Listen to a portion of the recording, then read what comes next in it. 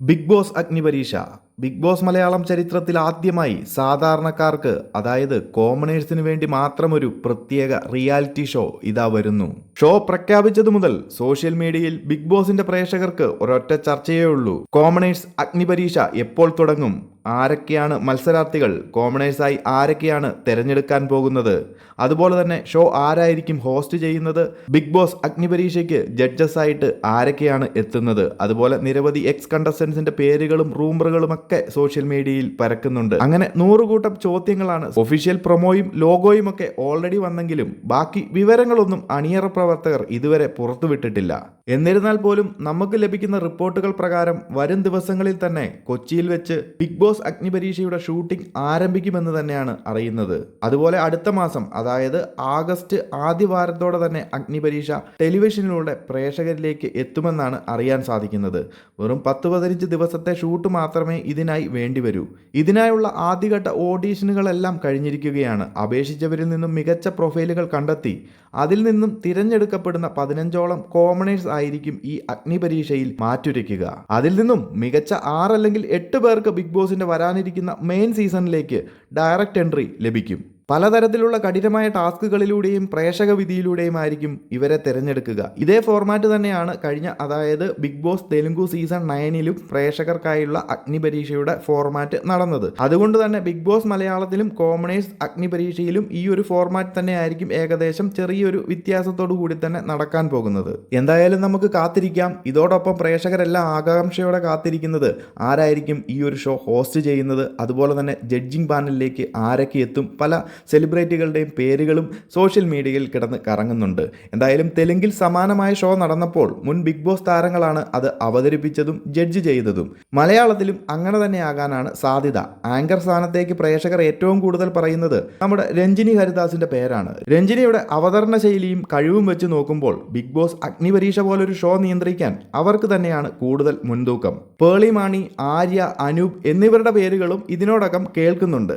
ഇതോടൊപ്പം തന്നെ high celebrity സ്റ്റാൻഡേർഡുള്ള ആരെങ്കിലും ഷോ നിയന്ത്രിക്കാൻ എത്തുമോ എന്നുള്ള സാധ്യതകളും തള്ളിക്കളയാൻ സാധിക്കില്ല. ഇനി ജഡ്ജിംഗ് പാനലിലേക്ക് ആരൊക്കെയെന്ന് നോക്കിക്കഴിഞ്ഞാൽ മുൻ സീസണുകളിൽ തരംഗം സൃഷ്ടിച്ച താരങ്ങൾ ജഡ്ജസായി എത്തുമെന്നാണ് റൂമറുകൾ. സീസൺ 1ൽ നിന്നും ഓഫ് കോഴ്സ് സീസൺ 1ന്റെ വിന്നറായിട്ടുള്ള നമ്മുടെ സാബുമോന്റെ പേരുകളാണ് എല്ലാവരും പറയുന്നതും അതുപോലെ തന്നെ സാധ്യത കൂടുതലുള്ളതും. ബിഗ് ബോസ് അഗ്നിപരീക്ഷ പോലൊരു റിയാലിറ്റി ഷോയിൽ ജഡ്ജായിട്ടിരിക്കാനും അതുപോലെ തന്നെ കണ്ടസ്റ്റൻസിനെ പ്രോപ്പറായിട്ട് ജഡ്ജ് ചെയ്യാനും സാബുമോന് നല്ലൊരു കഴിവ് തന്നെയുണ്ട്. അതുകൊണ്ട് സാബുമോന്റെ സാധ്യതകൾ തള്ളിക്കളയാൻ സാധിക്കില്ല.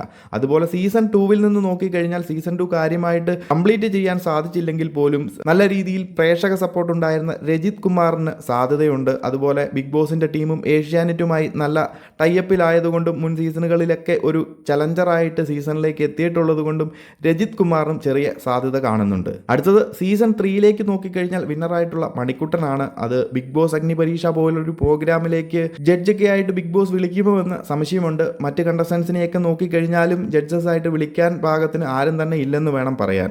ഇനി സീസൺ 4ലേക്ക് നോക്കിക്കഴിഞ്ഞാൽ വിന്നറായിട്ടുള്ള ദിൽഷയാണ്. ദിൽഷയുടെ കാര്യം നോക്കിക്കഴിഞ്ഞാലും ഒരു ജഡ്ജിംഗ് പാനലിലേക്കൊക്കെ ബിഗ് ബോസ് വിളിക്കുമോ എന്ന് സംശയമുണ്ട്. പിന്നെ സോഷ്യൽ മീഡിയയിൽ നെഗറ്റീവ് ഇമ്പാക്റ്റോടുകൂടി ഓളം സൃഷ്ടിച്ച റിയ സലീമിന്റെ പേര് പറഞ്ഞു കേൾക്കുന്നുണ്ട് ജഡ്ജിംഗ് പാനലിലേക്ക് എത്തുമെന്നൊക്കെ. എന്നാൽ പേഴ്സണലി റിയ സലീം ഒരു ജഡ്ജിംഗ് പാനലിലേക്കൊക്കെ വരണമെന്ന് ഞാനും താല്പര്യപ്പെടുന്നില്ല. ഒരു ബിഗ് ബോസ് ഷോയിലേക്കൊക്കെ ചലഞ്ചറായിട്ട് വേണമെന്നുണ്ടെങ്കിൽ റിയ സലീമിനെ കയറ്റിവിടാം, ഒരു ഓളം സൃഷ്ടിക്കാനൊക്കെ സാധിച്ചേക്കും. എന്നാൽ ജഡ്ജിംഗ് പാനലിലേക്കൊക്കെ വന്നു കഴിഞ്ഞാൽ ആളൊരു കംപ്ലീറ്റ്ലി പാർഷ്യാലിറ്റി കാണിക്കാനുള്ള സാധ്യതകൾ കാണുന്നുണ്ട്. പിന്നെ സോഷ്യൽ മീഡിയയിൽ ചർച്ചയാക്കാനാണെന്നുണ്ടെങ്കിൽ ബിഗ് ബോസ് അവസരം കൊടുത്തേക്കാം. അടുത്തത് സീസൺ 5ലേക്ക് നോക്കിക്കഴിഞ്ഞാൽ 1 മാൻ ഷോയിലൂടെ കപ്പടിച്ച അഖിൽ മാരാർക്ക് തന്നെയാണ് സാധ്യത കൂടുതൽ. മറ്റ് കണ്ടസ്റ്റൻസ് ഒന്നും ജഡ്ജിംഗ് പാനലിലേക്ക് വിളിക്കാനുള്ള സാധ്യതകളില്ല.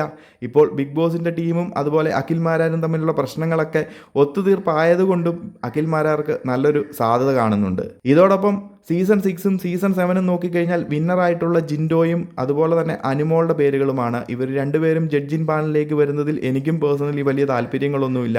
അത് അവരുടെ നിലപാടുകളും അഭിപ്രായങ്ങളും അതുപോലെ തന്നെ ബിഗ് ബോസ് സീസണിലെ അവരുടെ പ്രകടനങ്ങളുടെയൊക്കെ അടിസ്ഥാനത്തിലാണ് ഞാനീ പറയുന്നത്. ഇനി കഴിഞ്ഞ സീസണിലെ, അതായത് സീസൺ 7ലെ കോമണറായിട്ടെത്തിയ അനീഷിനാണ് കൂടുതൽ സാധ്യതകൾ പറയുന്നത്. സീസൺ 7ൽ കോമണറായിട്ടെത്തിയ അനീഷ് പ്രേക്ഷകരുടെ ഒരു മികച്ച സപ്പോർട്ട് തന്നെയാണ് ലഭിച്ചത്. അതുകൊണ്ട് കോമണേഴ്സിന് വേണ്ടി നടത്തുന്ന അഗ്നി അഗ്നിപരീക്ഷയിൽ കോമണറായിട്ടെത്തി പ്രേക്ഷക പിന്തുണ നല്ല രീതിയിൽ നേടിയെടുത്ത അനീഷിനെ ബിഗ് ബോസ് ജഡ്ജിംഗ് പാനലിലേക്ക് ഒരു അവസരം കൊടുത്തേക്കാം. എന്തായാലും പ്രേക്ഷകരായ നിങ്ങളുടെ അഭിപ്രായത്തിൽ ആര് ജഡ്ജസായി വന്നു കഴിഞ്ഞാൽ നന്നാകും, ആരൊക്കെ വന്നു കഴിഞ്ഞാൽ ഈ ഒരു ഷോ മികച്ച രീതിയിൽ എത്തിക്കാൻ സാധിക്കുമെന്നും കമന്റായി അറിയിക്കുക. സോ സെപ്റ്റംബറിൽ ബിഗ് ബോസിന്റെ മെയിൻ സീസൺ വരുന്നതിന് തൊട്ടു മുൻപ് ഇങ്ങനെ ഒരു കോമണേഴ്സിന് വേണ്ടിയുള്ള ബിഗ് ബോസ് അഗ്നിപരീക്ഷ വരുന്നത് പ്രേക്ഷകർക്ക് ഡബിൾ ധമാക്കയായിരിക്കും. കഴിഞ്ഞ തെലുങ്കു സീസണിൽ ബിഗ് ബോസ് അഗ്നിപരീക്ഷ ഹോട്ട്സ്റ്റാറിൽ മാത്രമായിരുന്നു സംപ്രേഷണം ചെയ്തിരുന്നത്. എന്നാൽ മലയാളത്തിലേക്ക് വരുമ്പോൾ ടെലിവിഷനിലും സംപ്രേഷണം ചെയ്യുമെന്നാണ് നിലവിൽ ലഭിക്കുന്ന റിപ്പോർട്ടുകളൊക്കെ സൂചിപ്പിക്കുന്നത്. എന്തായാലും അങ്ങനെ തന്നെ സംഭവിക്കട്ടെ. ഷോയെക്കുറിച്ചുള്ള കൂടുതൽ ഒഫീഷ്യൽ അപ്ഡേറ്റുകൾ വരുന്നതിനനുസരിച്ച് നമ്മൾ നിങ്ങളിലേക്ക് എത്തിക്കുന്നതായിരിക്കും. സോ കൂടുതൽ അപ്ഡേറ്റുകളുമായി മറ്റൊരു വീഡിയോയിൽ കാണാം.